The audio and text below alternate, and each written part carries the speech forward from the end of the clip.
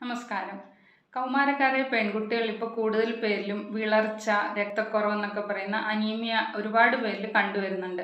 ഇതിൻ്റെ കാരണങ്ങൾ നോക്കുകയാണെങ്കിൽ ഈ സമയത്താണ് അവരുടെ ആദ്യ ആർത്തവം. കൂടാതെ ആ സമയത്ത് അമിതമായ ബ്ലീഡിംഗ് ഉണ്ടാവുകയാണെങ്കിൽ അത് അനീമിയയിലോട്ട് നയിക്കാം. പിന്നെ അവർ കഴിക്കുന്ന ഭക്ഷണത്തിൽ വേണ്ടത്ര പോഷകങ്ങൾ ഇല്ലാണ്ടിരിക്കുക, അതായത് ഇരുമ്പ് സത്ത്, ഫോളിക് ആസിഡ്, മറ്റു വൈറ്റമിൻസ് ഒക്കെ അടങ്ങിയ ഭക്ഷണം കഴിക്കാതിരിക്കുക, വിരബാധ ഉണ്ടാവുക, അതുപോലെ രക്തസ്രാവം ഉണ്ടാകുന്ന വ്രണങ്ങൾ എന്തെങ്കിലും ഉണ്ടെങ്കിൽ, അല്ലെങ്കിൽ ദീർഘകാലങ്ങളായി മറ്റേതെങ്കിലും തരത്തിലുള്ള രോഗങ്ങൾ ഒക്കെ ഉണ്ടാവുകയും ചെയ്താൽ വിളർച്ച ഉണ്ടാവാം. ഇതിൻ്റെ ലക്ഷണങ്ങൾ ക്ഷീണം, തളർച്ച, തലവേദന, തലകറക്കം ഒക്കെയാണ്.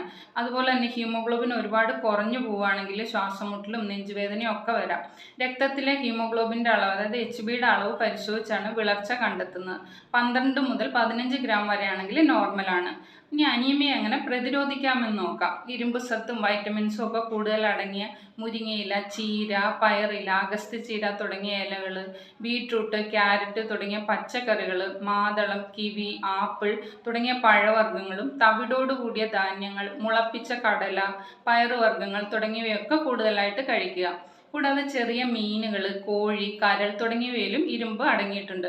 പിന്നെ വൈറ്റമിൻ സി അടങ്ങിയ ഓറഞ്ച്, നാരങ്ങ ഒക്കെ ദിവസവും ഭക്ഷണത്തിൽ ഉൾപ്പെടുത്തുക. പിന്നെ 6 മാസത്തിൽ ഒരിക്കൽ വിരശല്യത്തിനുള്ള മരുന്ന് കഴിക്കുക. പുറത്തു പോകുമ്പോൾ പാദരക്ഷകൾ ഉപയോഗിക്കുക. ടോയ്ലറ്റ് പോയ ശേഷം കൈകൾ സോപ്പ് ഉപയോഗിച്ച് കഴുകുക. ഭക്ഷണത്തിന് മുന്നേ കൈകൾ വൃത്തിയാക്കുക തുടങ്ങിയ വ്യക്തി ശുചിത്വം കൂടെ പാലിക്കുക.